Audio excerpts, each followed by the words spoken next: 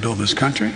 The middle class built the country. And the people who built this country from the ground up, the workers. I love our blue-collar workers. I consider myself in a certain way to be a blue-collar worker.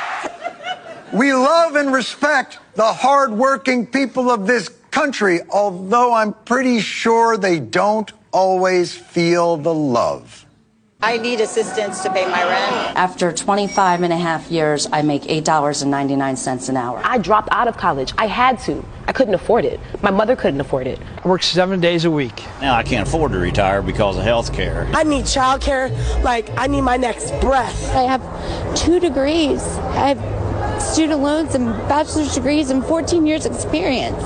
I should not have to come ask for food. I'm living paycheck to paycheck. If I live in a country that says it's #1, why do I feel like, I'm at the bottom of the barrel? Anybody know what might help them?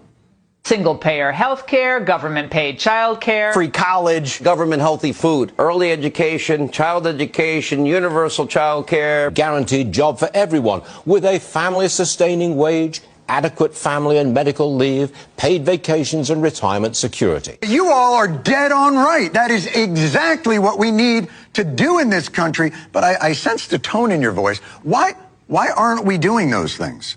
If that's not socialism, I'm not sure what is. Every socialist wish list item. Socialist and globalist wish list. Socialist fantasy. Paradise for all. So there it is. We cannot give our hard-working, leather-behanded heroes their basic needs because that's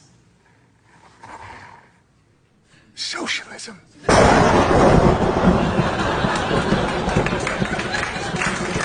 Job-killing, soul-crushing socialist agenda. I mean, hello, Venezuela. They want to take your pickup truck. They want your money.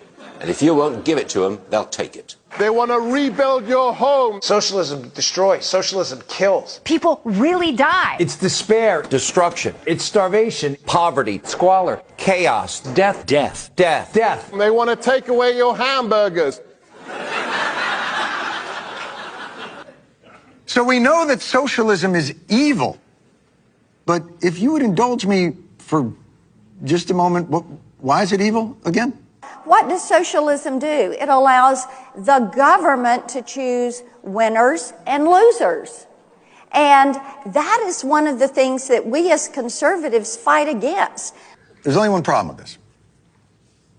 And that is government picks winners and losers all the time.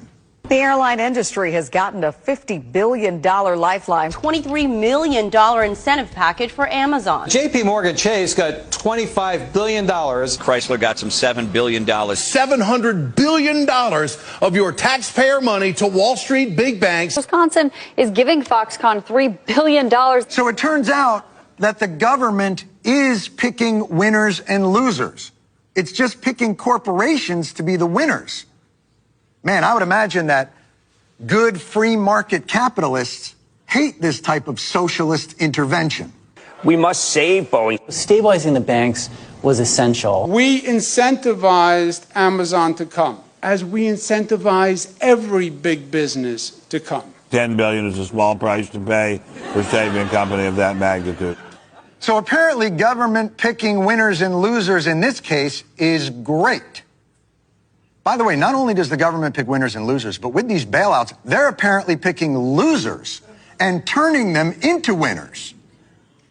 Just out of curiosity, what would you say if we bailed out a person? They started sending checks to people, getting them a little bit more reliant on government, a little bit more reliant on government. And now they are full-blown incentivizing laziness. Because why work hard? Why work hard when the government is going to cut you a check? The welfare state has incentivized women to marry the government and allowed men to abandon their financial and moral responsibility. When corporations fail, you pay for it.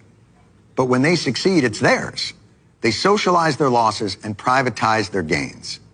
Why do we allow that? See, this is the lie they tell you. That all this money flowing towards corporate and moneyed interests is actually for your benefit.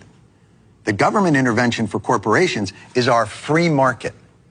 But government intervention for workers is socialism. And that's the reason for the socialism scaremongering.